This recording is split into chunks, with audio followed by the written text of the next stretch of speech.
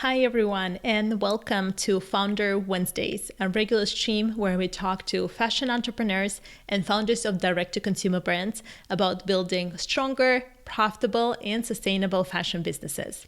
Today, we are talking to Constanze Klotz, a co-founder of a fantastic upcycling brand, Bridge&Tunnel, that she's running with her co-founder Lotte out of Hamburg, Germany.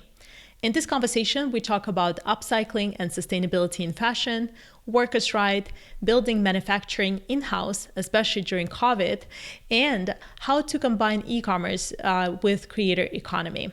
So tune in, and I hope you enjoy it. Hey. Hi. How are you, Constanze? Sorry for the delay. Yeah, I just had to put the kids not to bed, but into my husband's hands, and now he's in charge upstairs. Sorry for being a bit late. That's all right, no worries. I'm glad that everything is sorted out and you're free for another hour with us. Yes, definitely. Yeah. Well, thank you so much for taking the time. And hi, everyone who's joining us right now. This is a regular Wednesday stream that we are running called Founders Wednesday.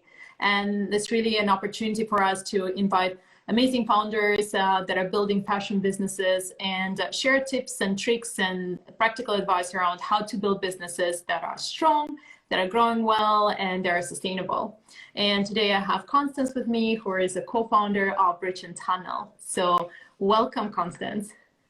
Thank you. I love your pink background. I thought it will be very much on brand because obviously it's 8 p.m. in Copenhagen. There is no daylight right now, so I have to find creative ways of keeping it nice and light and bright. I really like it. Yeah. So what we are going to do today is to really talk about the brand that you're building, Bridge&Tunnel, and we will dive deeper into a couple of different topics, topics around upcycling, around B2B partnerships, building a team, especially manufacturing facilities during COVID, and many others. And for everyone who's joining us, please feel free to add your questions. There is a question bar underneath the chat, so you can add your question there. And then at the end, we'll have time to go through some of those. So please feel free to add the questions. And perhaps we can start with just a quick introduction. Constanze, tell us about yourself and how did you end up building a company in the fashion industry?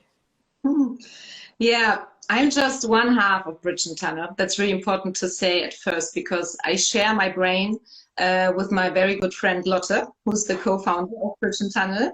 And we set up our business, it's almost 6 years ago now. We are in our 5th year now on the market because we believe that everyone in life deserves a second chance. I love it.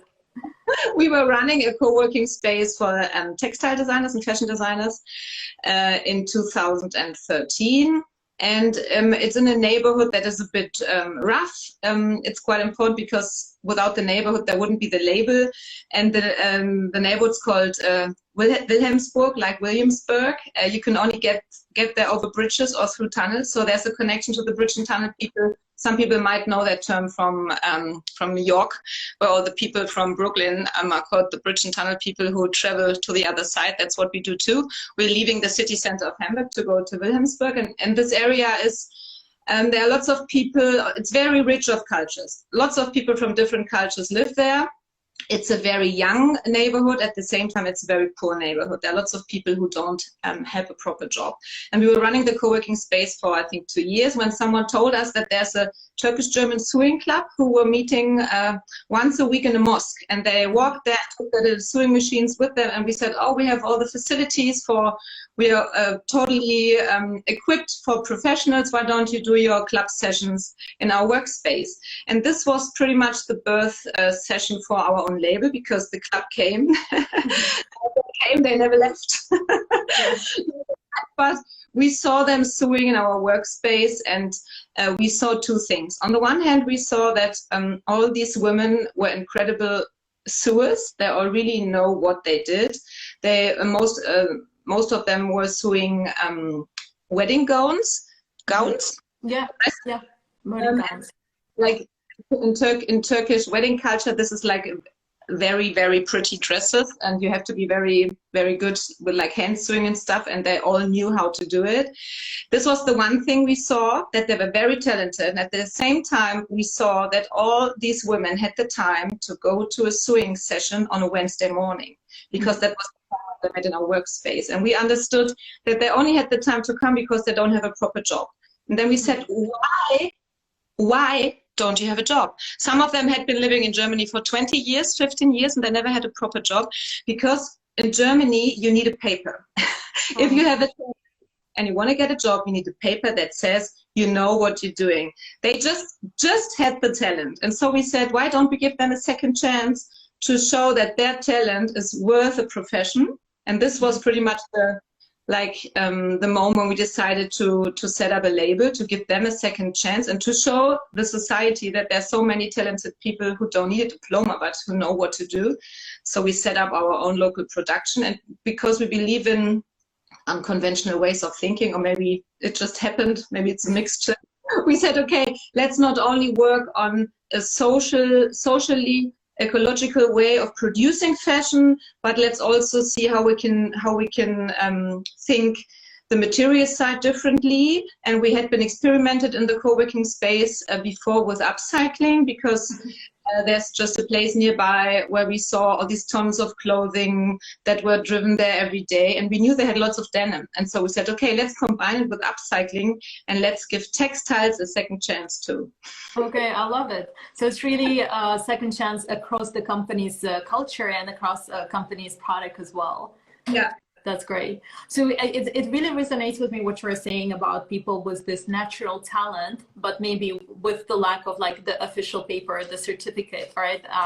A stamp of approval in a sense. And I think that is something that a lot of immigrants go through when they move to a new country, because they bring the baggage of their knowledge and their experience and their life that was before. But sometimes it's really hard to find a way to apply it in a new place. They lose their certificates. We have some people who have a refugee background. They came by boat. They lost everything, but they still, of course, they still have the talent. Yeah. So when it comes to working with this with these people, are there any organizations in Germany that are facilitating those kind of integrations, or is it really like that you yourself find who to get on board in the company today? We really had to figure it out ourselves. We cooperated a lot with language schools, because we know that lots of people who come to this country and they take language classes, and it's a very good spot to talk to them.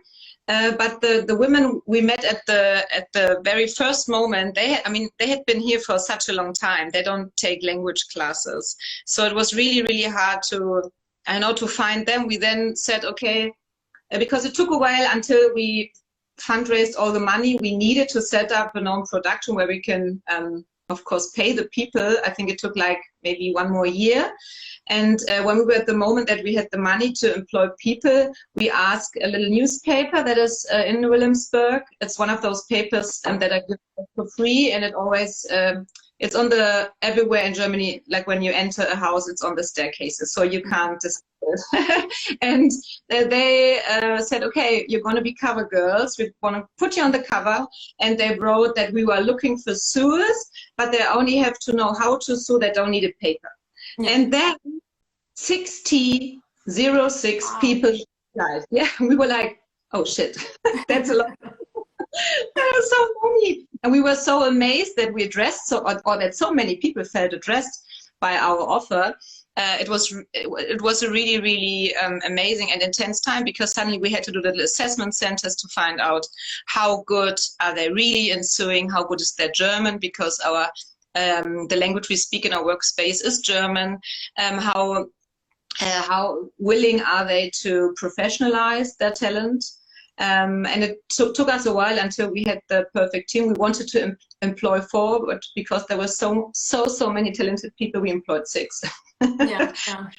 That's how we set up our team. That was 2016, and that was in summer. And some month later, the refugee crisis happened within Europe, and we said, okay, we're gonna it was going on. We said, okay, we're going to open our project, our company, also for people with a refugee background, because at first we were focusing on women who had been unemployed for a long time, and then suddenly when we also had people with a refugee background doing internships at our place, it was like 95% men.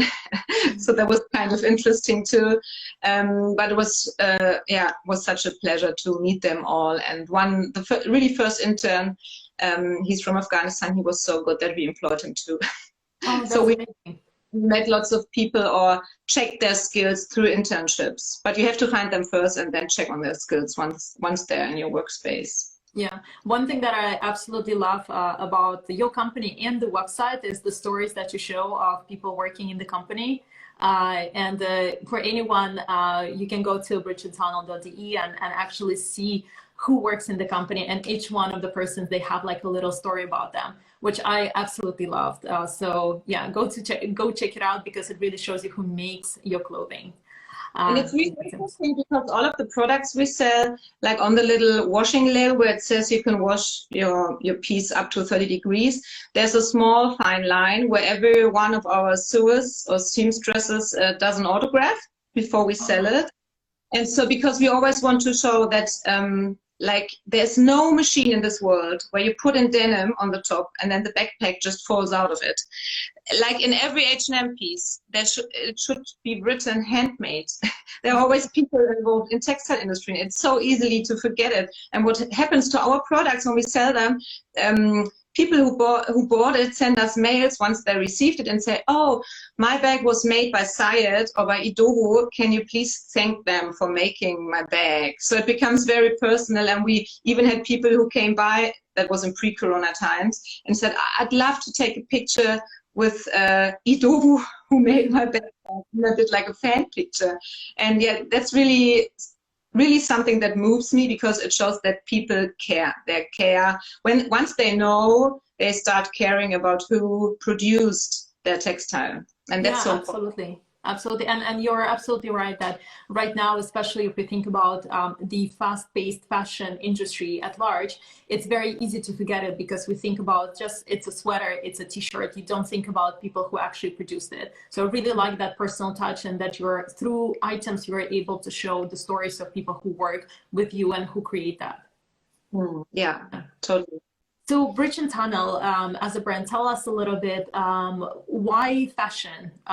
You are from the fashion world, or maybe your co-founder, like how did you end up going from, there is this group of amazing sewers to let's start a fashion brand?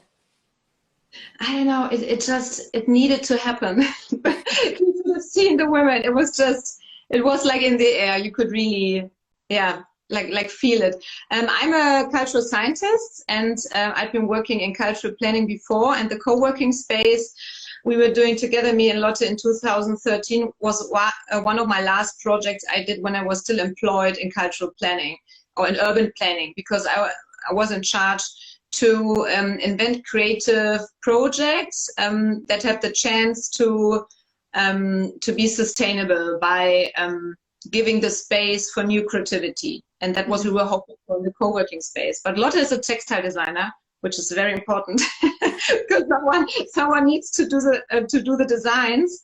And it's just a combination, a perfect combination, I think, what we two bring together, because I love to tell stories. Lotte does so too, but she also really knows how to take used denim like my jacket and make new clothes out of it. I'm sorry, what was the initial question you asked me? How did you end up in the fashion? But I think you're doing a great job. And if anything, it just says how important co-founders are in any business. Yes. I don't know if someone would have asked me like 10 years ago if I would be running a fashion brand one day, I definitely would have said no. I had always been in love with fashion. I was a really, really huge fast fashion shopper when I was still a student. And for me, it was just it was just also on a personal level very, very, very, very nice that yeah, that I can live this adventure and find out about how things are produced and now run a fashion label by ourselves. It really what makes me get up every morning a little bit easier. Yeah, of course, of course. But for us, design is a very important part because it's the product we sell, and we sometimes get asked, what was first? Did you want it to bring people back into work, or did you want to do a sustainable fashion brand? It just goes hand in hand. We are very people who share, me and Lotte share the same aesthetics. We love design, we love fashion, but we also love to think about fashion in a different way, because everything we do with Bridge&Tunnel is definitely not fast fashion at all. It's about slow fashion and fair fashion. We try to create products that can accompany you for a very, very long time, like a nice jacket or bag. That's why we only have 2 or 3 fashion pieces, like the jacket I'm wearing. But we mostly do accessories, so lots of bags, and home textiles, because these are 2 fields of fashion that are slower than the fashion itself. You don't change a bag as often as you change a sweater, and you don't change a pillow or a huge plate as often as you change something you're wearing. So that's an area of fair fashion where we feel very comfortable. Yeah. But we're just working on some fashion pieces because people always ask us for fashion. Maybe because it's, I don't know, yeah. you can show yourself more, I think. Yeah, of course, it's more of a statement, right? And by the way, I love your jacket. It's very, very nice. There's a very, very nice new one coming up very soon. Yeah, it's going to be beautiful. Well, let's talk about the brand. And one of the things that is so unique about the way you are building the brand is that it's very much focused on upcycling. And for anyone who doesn't know what upcycling is, how would you describe that? Well, you take a piece of cloth that already are something. In our case, it's a piece of trousers, because we only work from used denim, and we create new designs out of it. That's why upcycling, I love upcycling, because you can keep the textile longer in the textile cycle, but it's also quite complicated because you don't work like from a meter of textile that you can like put on your cutting table and then start your designs or start cutting, but you have a piece of fabric that is like this wide, as wide as like one leg of your trousers is. That's why our design always has like this patchwork process, because we have to, like, we try to find, when a jeans is like broken, it's only on the knees or at the bottom part, so the whole back side of the jeans is still fine, as well as the parts in the front. And we take these small pieces and we add them to have a huge like area of textile, and then we do our new designs. This is, I think, a very nice way of treating, like giving textiles a second chance, but it takes very long and you're quite limited in the design process, because you can't say, well, you can say, like, when we do our plate, it's a huge plate, it's 2.30 meters, you can put on your bed. But to produce it, we need 21 pairs of jeans, and it takes ages. Yeah, so it's, I mean, you know it yourself, all things that take time in fashion, they cost money. And that's why I think it's really worth it to do it, but it's quite pricey. And that's why I think it's one solution for sustainable fashion industry, but not the solution. Yeah, of course. And of course, we all know how big of a problem of sustainability in fashion is. And of course, what you mentioned, it makes total sense, because manufacturing of textiles is the part where a lot of the emissions happen. And of course, if we can extend the lifetime of an item or lifetime of a textile through making new items, that of course helps a lot. I think upcycling is also a way to remind people how long you can actually wear something, because we also offer that you can customize your own backpack or your own hip bag or your own pillow or blouson. You can send in your own beloved jeans once they are broken, and we do your personal backpack out of it. So the jeans that has been with you for quite a long time, that pair of pants, now is with you as a pillow. So it also gets a second chance. And for lots of customers, this is very, very interesting. We have lots of people who give it away as a present for people who marry, or when the grandma dies, or there are lots of people who send in denims from people who died, who had been close to their heart. And then they have these denims reworked as a new piece of design. And it's a really nice way of appreciating the textile work that has been in a fabric and that can now stay with you, but in a new style. Yeah. Does it happen often? I really love the idea of you sending a piece of item that you've been wearing for a long time and then making something out of it. Is that something that a lot of your customers do these days? Yeah. Oh, I love that. I love that. So is it only in Hamburg, or is it across Germany that you're getting those kind of orders? It's across Germany. And something what I also find really interesting, like in Corona times, lots of people were looking through their closets, and so many people started sending us their old jeans. It happened before, but in the last year it has really been crazy. We're now receiving every day 1 to 3 parcels from people, unknown people, who just send us their old jeans. Some of them say, okay, I'd love to have product X out of it, but 70% just, they always have a little love letter inside. 70% say, I'm so happy someone takes care of my old pants. Yeah, I love that. So if anyone is joining us from Germany, you should definitely check it out and do that. I think it's a fantastic idea. Yeah. So when it comes to upcycling, one thing that I keep hearing from brands looking into this space is that there are obviously limitations that you mentioned in terms of the design and just like the pieces that you're working with. But there's also, it seems, a limitation in terms of textile itself and fabrics that you can work with. So could you tell us a little bit about that, and also a decision to go with denim? Well, when we found out, we thought we would rework a new textile every year. But then we realized that it's very, very smart to stay with denim because it's quite durable. The design doesn't look too patchworky. We always try to, like on this jacket, to combine like lighter colors and darker colors, so it looks more like from being cut out of one material. I think now we also have we somehow set up the brand, our brand, as a denim brand, and we're quite happy to stick with it. But we started, I think, like 2 years ago to do upcycling designs in the B2B sector, and started also upcycling other textiles than just denim.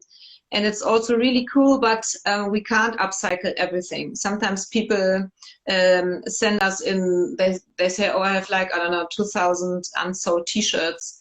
And it's impossible to do, I think, really, really cool upcycling pieces out of very thin t-shirts. We do hairbands out of it, or scrunchies. But if people send us t-shirts and wish for a backpack, we have to say, sorry, it's not possible. So it always depends on which area you work.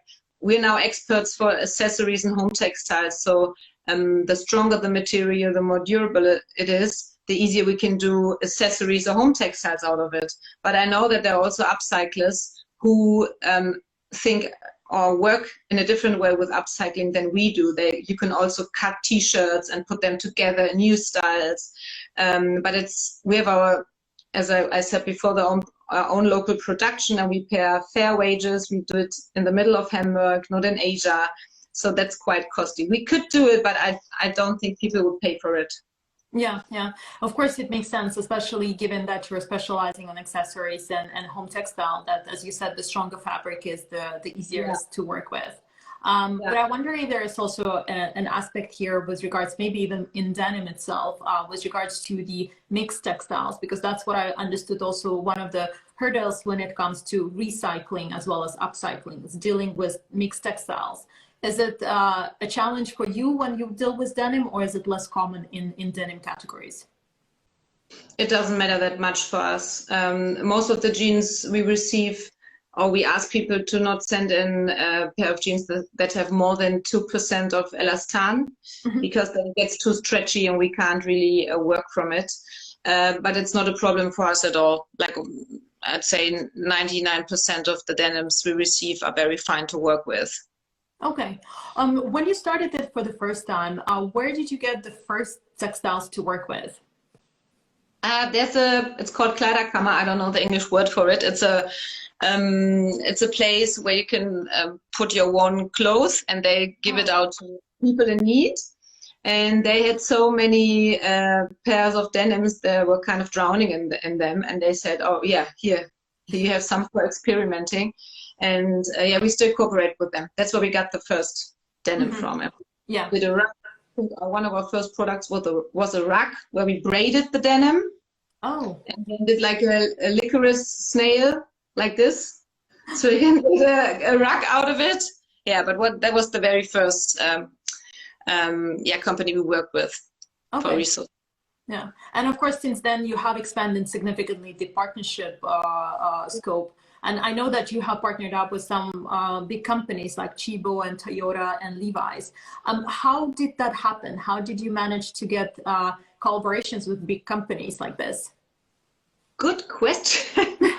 And I'm sure that's a question that a lot of, especially up-and-coming brands have, because obviously you often think about working with big companies, but it's always like, how do you get in touch with them and how do you run the process? How do you make it happen? I think it's really different that we've been on the market for 5 years now. So once we started, I remember lots of people saying, oh, that's such a niche you're working in. You're running a local production, you're doing upcycling, only of denim. Who do you want to sell to? But now, 5 years later, where sustainability is getting more and more important, we gained so much credibility by just been doing it for 5 years now that I think we are a totally different partner for big companies now as we've been 3 years ago. So time really is an aspect when talking about finding corporations. But what really helped us is that from the beginning on, we always tried to never see only the small picture saying we're an upcycling denim brand with a local production, but we always tried to be as much as we could to be political and to say we need a systematic change of the fashion industry, and we're one tiny puzzle part of this huge wheel. And we set up a series where we invited people from the sustainable fashion bubble to talk with us. I think it was 3 or 4 times a year about questions every fair brand has once it's on the market, like how you do this, how you do that. What's the point with greenwashing? How important is it that this and that happens? And it was possible for us to find sponsors for this talking series. And it managed to invite some very cool speakers. And one of them was the CSR manager of Chibo once. And this for us was a very good tool to get in touch with people from huge companies, to first invite them over, not to say, okay, I'm going to invite you over because I'd love to cooperate with you. It was something like a side effect. And once we had one big partner, other big partners followed. Mm-hmm. So it's really it's like ask for advice and then stay for a partnership kind of approach, I guess. Like, oh, you're doing this? Might be. And we have a really cool sponsorship with a quite big company. They're called Arubis. They also work on the island where our workspace is. It's a copper company, and copper is a material that can be recycled and recycled ever and ever again. And one of the first B2B things we did, because it was part of the sponsorship, was that we did an incentive for the employees of Arubis. Everyone who worked there had to bring in old pairs of jeans. And then we upcycled them into laptop sleeves. And on the zipper of the laptop sleeve, we put little copper nuggets out of the production. And then the laptop sleeve went back into the company. And I posted lots of the pictures on social media. And then some companies started addressing me saying, that's so cool. Can you do the laptop sleeves for us too? And then we thought, yeah, why not? I mean, everyone has a pair of jeans, and everyone has a pair of jeans that doesn't fit anymore. So we first started doing the laptop sleeves for lots of companies. And then we did the talking series where we invited Chibo and others, and then started upcycling different materials. Yeah, if I understand correctly, in the beginning, or maybe even right now, the majority of those partnerships are around getting the textiles and fabrics from those partners and then manufacturing something for them, right? Yeah.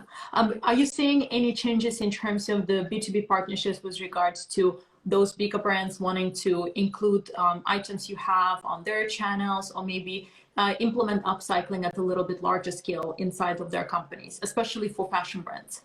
Yeah, definitely. I think the time for upcycling is here. Lots of huge e-commerce platforms like Zalando just launched secondhand. And I'm sure they will launch some upcycling categories soon too. So like for us, this is a very good like time opportunity now to say we're experts in this sector. We've been doing it for 5 years now, and we're more than just like an upcycling factory, because we're a social business.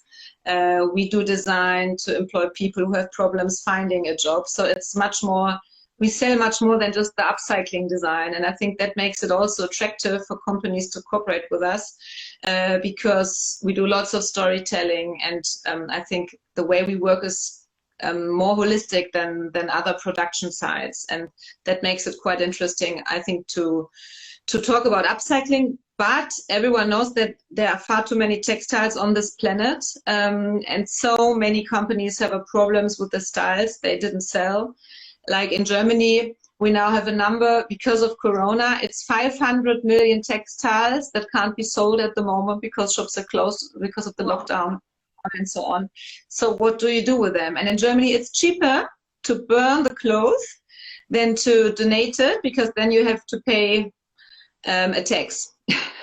So yeah, I think that definitely there are too many textiles on this planet that people wouldn't say, oh, upcycling is not interesting for us, because we're facing a huge problem of overproduction. And the first thing is that we definitely should produce less, but we also have to find solutions for the textiles that are already there. And that's when upcycling becomes a very important perspective.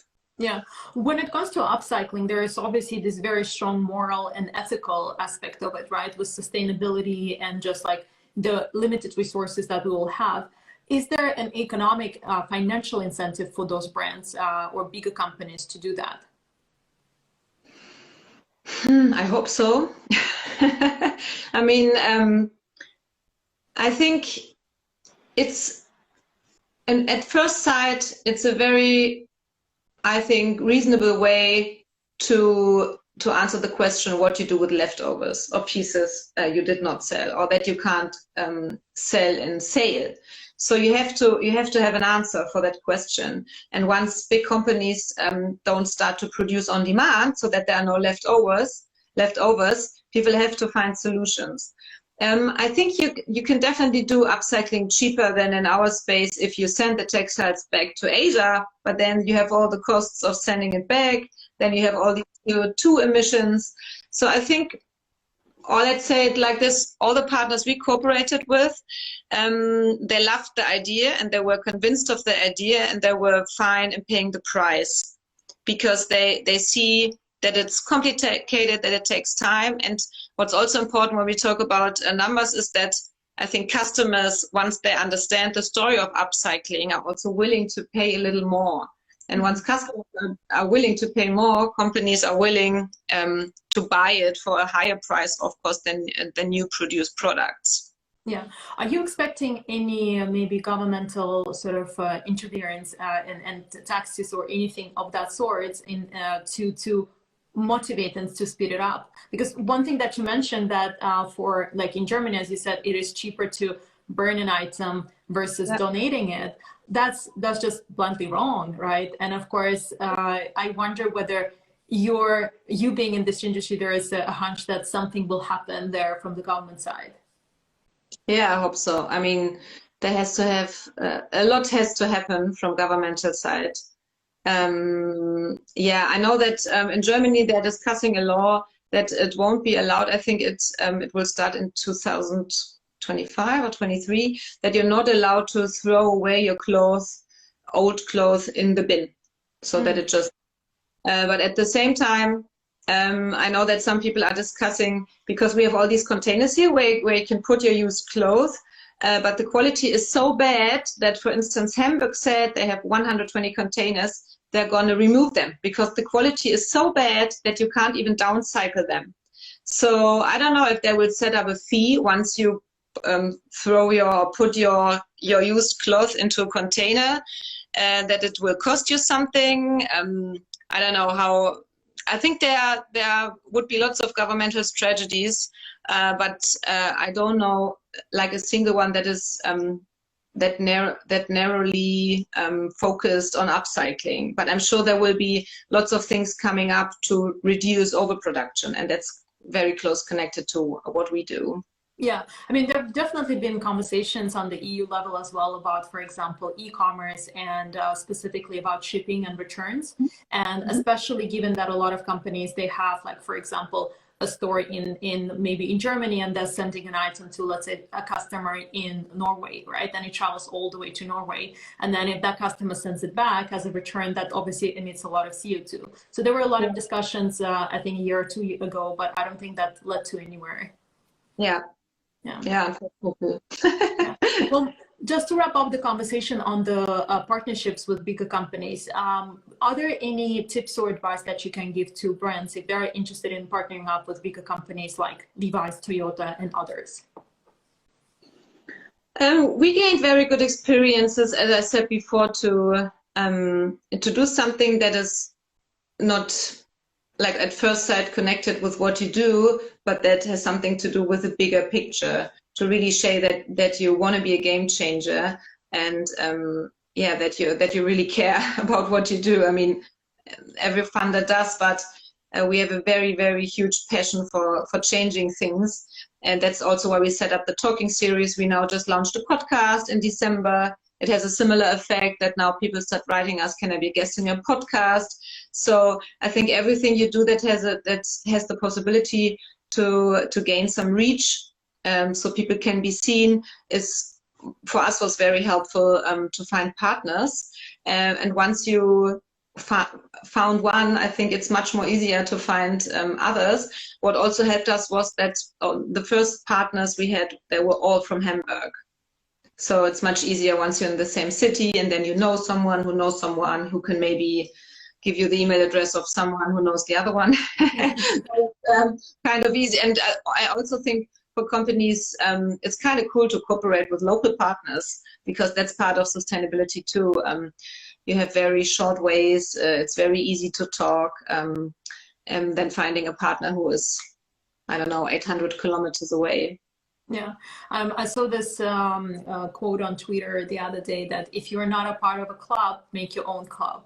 And yes, in a way, that applies here as well. That they create that community and invite those people that you want to have in the room, and and build those relationships with them from there. Yeah, I mean, we also had a good timing, I think, because lots of topics we address, as I said before, had been kind of a niche 5 years ago, but now they are so like trendy. I don't like the word trend because I think it's not sustainable at all, but lots of the issues we're addressing now, or we are addressing, are of such an importance now that, of course, it gives us quite it's kind of easier to now talk with us, because we've been doing it for a while, as if we said, oh no, in Corona times, we just found out sustainability is a topic. Yeah. The longer you do something and you're still there and you keep fighting for it, I think the more partners also see that you really fight for what you want. And we're facing lots of challenges. It's not as easy as it sounds. Being a social business in the fashion industry is kind of interesting. Yeah, no, absolutely. And I think there are also a lot of other aspects in the business that you have that are so interesting. Not only it's social and it has the sustainability aspect to it, but to me it also reminds a lot, like taps a lot on this new trend of creator economy. And creator commerce, because you mentioned the podcast, and I know that you folks are very active on social media as well. How can you tell us a little bit about, like, how do you do that? Did it come to you organically, or was it a part of the strategy to create sort of this community around the brand and develop them together? And also, what kind of effort goes into that? A lot of effort. Lots of my time, because I'm in charge of social media. It wasn't a strategy, because we're not that much like strategic people, me and Lotte, but I think we have a good we decide lots of things with our stomach, and from the very beginning we decided we wanted to be as transparent as possible. And once you want to be transparent, I think it's so easy and so obvious if you have an own production to just show what happens. Then we found out that people really liked all the behind the scenes shots, because I don't know if you've ever been in a textile production. I've never been in another one than ours. I only know all the huge production sites in the global south from films, and I think that's what lots of people experience too. It's not as easy. I mean, in Germany, there are no production sites left. You can't just go somewhere and find out how textiles are produced. And I think lots of people are just interested. And then we found out that they're also interested in us. And in other topics, not only related to sustainable fashion, but how do you travel sustainably, how do you live sustainably, and so many other topics. So we started the blog on our website, and once we had the blog, we said, okay, what are other formats to show that we care, that we have a holistic approach and really care about sustainability being one essential part of our life in different areas. And then it was kind of organic that all the time new things plopped up, and we have so many ideas, but yeah, not enough time. Yeah, of course. We go with the flow. Yeah, but I wonder also when it comes to producing that content, for instance, and let's say putting it on social media, do you look at it from the perspective of the community and the topics that you cover, or do you also look at it from the perspective of the business and specific sort of like sales goals or other goals that you have? Both, but we have different channels for different audiences. Like Instagram and Facebook are definitely B2C, and we just started doing much more on LinkedIn, and this is for us very much B2B. Mm-hmm. And since last year, we did not talk about our B2B business that much, because the partners addressed us, which was very comfortable. But we thought, oh, it might be clever to advertise it a little bit more. But I think LinkedIn is a perfect field to talk about our B2B approaches, and Instagram will always be a place where people just can experience us and can be with us and look behind the scenes and see all the fails and the good things that happen. I think I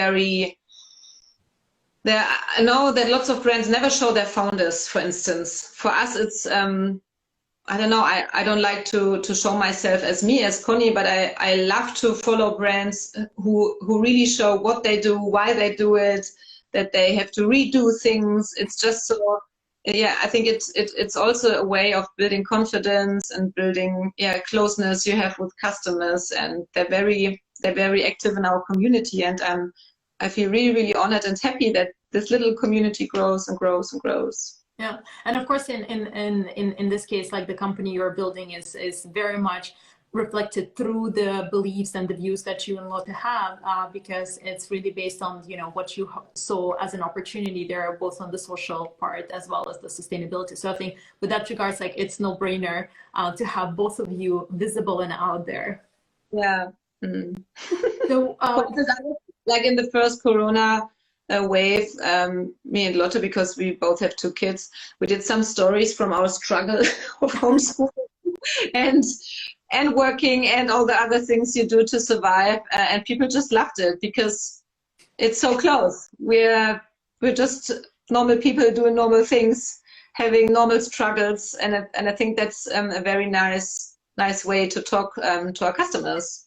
Yeah, and I think it's also, there is something very nice about this unpolished content versus very beautifully shot videos and photos. It's just real life, and this is the real struggle. Yeah, as we don't have the time and the budget to always do very nice polished films and pictures, our customers have to, followers have to go with what we produce. Unpolished stuff. Yeah, no, I think that totally makes sense. For those who are joining us now, we have also a question form here. It's like right next to the comment bar. So if you have questions, please add it there. and we will go through some of the questions in about 5 minutes or so. But before we move on to that, I wanted to talk a little bit about the actual manufacturing process. You mentioned already that you show that on your Instagram and your social, but I wonder how it felt, especially now during the pandemic and all the restrictions. How is it going with manufacturing? Because unlike other brands, you have that all in-house. Yeah, well, yeah, it's crazy. And in the first Corona wave, we said, okay, we have to be as careful as possible, and we split the team and tried to do some home office sewing, send people sewing machines at home. But we were producing a big order for Chibo at that time. That's why it was possible. But then found out that it wasn't the best choice, because lots of our employees don't have big flats. Lots of them also have more than 2 kids. They don't have a real place where they can put a sewing machine. Plus, we noticed that for lots of our employees, it's very, very important to work with each other. Not only because they're more efficient, because not one person does one single bag, but everyone does a tiny little piece out of it. But because it's what we take our power from, people being together, because they feel appreciated by being together. So now when Corona popped up again, we said, okay, we're not going to split the team. We're now working like it smells like in a hospital. Once we enter our workspace, we're disinfecting the whole day, everything, and we put up those plastic walls, and everyone is working with FFP2 masks. We wash our hands all the time, and we just pray that our employees stay healthy and that we can continue producing, because when we can't produce, we can't sell products. But yeah, we'll see if our strategy will work or not. But it's like any other production site. You can't just say, okay, do your work from home office. It's just not possible. Yeah, of course, it's one of those jobs where you can't really do that. But I always loved that we have our own production, because everything is in-house. And once Corona started and everyone was asking for masks, we could say, like, from one day to the other, or 1 week to the other, okay, we're just stopping everything. We're now producing masks. It's just so easy, and you can always like really, really closely see or decide, okay, because we only always have a little stock of products, and then we say, okay, that product is no longer on stock. Now for the next 3 weeks you're doing bum bags, or the next 2 weeks you're doing backpacks. So we're very, very flexible in what we produce, how much we produce. It's a huge, huge advantage of textile production. Yeah. Like, we're talking about the pandemic, there is, of course, this expectation that some of the habits that have been impacted by the pandemic, they will likely stay for a longer time, even once hopefully this whole COVID thing is over. And of course, I'm seeing it a lot in e-commerce, how easy it was for people to switch to e-commerce and go there. Are you expecting some changes to stay, maybe with regards to the manufacturing part? Like, do you expect those hand sanitizers and sort of like more space for people to manufacture things to stay there, or will it go back to the way it was done, if we talk about the industry at large?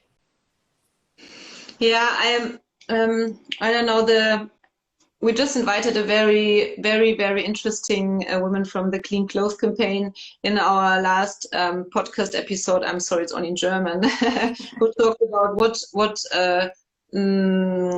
Corona means for textile workers in the global south, and it's just so terrible. I have the feeling that nothing changed at all. More than 1 million people already lost their jobs. I mean, there had been all these huge discussions also under the hashtag #PayUp, that huge textile players canceled their orders, that people didn't get paid. I know that lots of people in India had to walk home. Many people died. It's just so sad. And once the pandemic craziness, the first pandemic craziness, was getting a little bit better, I mean, last summer it felt kind of normal, I think. I had the impression that all textile players started to work like they did before. and everyone thought, oh no, it will definitely have an impact on how designs are produced. But now, as the pandemic is as strong as never before, you see that nothing changed at all. It's still the same bullshit happening in the production sites, and we can only pray that there will be a fundamental change, that companies will wake up, especially through the pandemic. I mean, all the problems have been there before. It's now just much more obvious what's going wrong, and this is just so sad. Yeah, I think this is such an important point, because I feel also when we talk about sustainability in fashion, we often focus so much on, you know, textiles, or maybe how things are, you know, used and the end of life and so on. And it's very easy to overlook the part that is about the labor rights and the, you know, conditions that people work in and how they're being treated. And of course, there are so many issues with that, with the way the industry has been running it. And you're right, it's been very, very obvious during the pandemic, especially seeing all those big brands canceling orders and people having absolutely no options for surviving, pretty much, right? So yeah, it is indeed very sad. We have some questions coming in. So yeah, also for everyone, please add your questions. We have this little question mark icon where you can type it. So the first question we have is, what's the difference between upcycling and recycling? So upcycling is, you put it like on a higher level. So, and recycling is, for instance, you take a textile, put it into their fibers, and then you put it together again. So you're closing the loop, whereas upcycling, you just give one thing a new style by changing it a little, like put on new buttons or whatever. So it's a little bit of pimping. Yeah, I love that. I love that. The next question we have is about how do you see the future of upcycling? Well, as I said before, I really believe in big pictures. I really hope that, and one day we will only do upcycling because it can be so beautiful to do new things out of things that have a history before. But I really hope that overproduction will be put down to such a minimum that there won't be so many things to upcycle from. That's what I really, really hope for. But Lotte always says, I don't know if we will still see that as long as we are alive. Yeah. So it's really going to the root of the problem, pretty much. Yeah. But I think more and more companies will start upcycling. It's just a good way to use resources that are already there and to lengthen their life cycle. But it's even better if we have less products on this planet that are worn for a longer time, so that the upcycling process can start to at a much later point, not just after one season of wearing that jeans cut you have to have in 2020. Yeah, of course.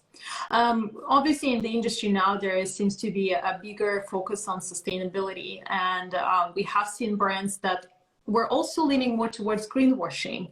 So what do you think about that, and how can brands avoid doing greenwashing? I mean, that's a tough one, right? I think it's you can only educate yourself and read and try to find out everything about a brand you like. And when a fast fashion brand suddenly sells a green capsule collection, I would read a lot how sustainable that is. But I don't know, there are lots of, maybe that's just what I see in my bubble, but I know that there are lots of smart people and bloggers who always show, and companies who do greenwashing or who point with their fingers on them. But yeah, it's just too important to know as much as possible, and then to take a choice. I mean, you have lots of choices as customers, right? I think no one can be free of greenwashing, or let's say it like this, I wouldn't blame anyone if he or she doesn't see that it's greenwashing, because sometimes, especially when we shop, there's so many impulses and we just see that kind of piece, but only because it says green whatever, you think you're buying good, but you're still buying crap. Maybe it would also help that certain words or certain vocabulary would be protected, so that companies won't be able to say, oh, this is our green capsule collection or our recycled or upcycled whatever collection. And that would help too. But it's complicated. Yeah, you have to yeah. I mean, I guess it's somewhat similar to what we see with like organic label, right? Like in EU, we have very strict rules about what could be called organic or not. And of course, when it comes to fashion, there are no such standards yet. And I know there are some companies working towards that, adding it, but we're still a few steps behind that. Yeah. But sometimes you see brands and products are labeled as sustainable because, I don't know, 5% of the material was recycled. I mean, that's just bullshit. That's so true. Yeah, just keep your eyes open. I really think it's like, for me, I feel very safe. I have some brands I really, really love where I know they're producing as fair as it can get, and I only buy from them. It's different when you buy secondhand because clothes are already there. Then you don't have to care for some labels. It's just cool that you appreciate textiles that have already been produced. But if you buy new, you really have to be aware that there's lots of bullshit going on, because sustainability is such a trend. Yeah, that's so true. That's so true. Yeah. And we have some fans in the chat that are saying that your work is so valuable, and thank you so much, Ines Kaver. I couldn't agree more. They run a very cool label themselves. They do very cool active wear, swimwear, and yoga wear. Oh, that's amazing. I love that. I love that. We have time for maybe 1 or 2 questions more. I have one question for me, and then if anyone else wants to add a question, please do that. So my question is, what advice would you give to a smaller brand, so maybe a brand that has been around for just some time, if they want to do something with regards to upcycling? Would you recommend them to partner up with companies like yours or try out on their own? Like, what will be the way to go about that? Maybe as we've discussed with the problems like dead stock or return items and so on. I think it's not so easy to start cooperating with bigger brands once you just set up your own business. I think it's really important to first build up your own expertise, to show what you're able to do, what kind of textiles you can upcycle, what kind of products you can offer from those upcycled fabrics. And once you know what you can offer, you can start to address companies to cooperate with. But I think it's really like for everything that's funded, you first have to find out who you are and what you want to do, and what are your customers. Maybe you're totally fine selling B2C, then you don't need big corporations. But for us, we really believe that there's so many textiles out there that are worth upcycling. And I mean, we now upcycle 1 ton of denim a year for our own brand. But once we work with bigger players, this amount of textiles is so much higher. So our impact is much higher. And once we have more B2B clients, would be so cool to have a bigger team, to put more socially disadvantaged people into work. That's our USP. That's what we do. That's our mission. And that's why we need B2B partnerships. So I think you really have to find out who you are and what you want to do, and then you can think how to sell it and to whom you sell it. Yeah, that's so true. Are you hopeful about the future of the industry? I don't know. I'm sorry, I didn't mean to end it on this note. But there are days when I think, yeah, things are looking good. And then now with all these people we talk to in our podcast, I just think it will take so many years until things change, because this industry is just so bad. And there's so many people earning so much money, and so many things have to change fundamentally so that other things can change fundamentally too. So I think we still have a very, very long way to go. But lots of things are happening, and lots of big players discovered at least sustainability as a trend. Now we have to convince them that it's not a trend, but a structural must. You have to go, otherwise we will be facing huge climate change problems. Yeah, I mean, I don't want to start to talk about textile workers in the global south. So something really, really has to happen. But we also need consumers who say, I don't want to buy this crap anymore. Or we need politicians saying we don't allow crap being sold. So there are many, many possibilities how we can all together set up the pressure on companies and on politicians to say the fashion industry is huge, but we don't want them to stay like this. Something has to happen. Yeah, absolutely. And again, I think when we talk about worker rights, we actually also seen over the last years that it's not only happening in the global south, it also happens in the UK with Boohoo, and it also happens in the US, in LA with Fashion Nova factories, and it's much more common than people, I think, realize or want to accept. And of course, as we always say, that climate justice is also racial justice, and it's also class justice as well. And we need to make sure that it's. And I mean, fashion is not just like a topic for people who love design. Everyone wears clothes. If you're not want to run through life naked, you're wearing something. So whenever everyone once in a while needs to buy something, and then you have a choice what you want to wear. So everyone's involved if they want to hear it or not. That's why the fashion industry is not just that fancy, shiny, glittery industry some people care about. Every one of us is involved. Yeah, so true. And I think people really have to understand that we are all part of the problem, but it would be so much cooler to be part of the solution. Yeah, absolutely. So, amen. Yeah, no, but it's so true, and I think we can talk about this topic for so long. But I know that we have limited time.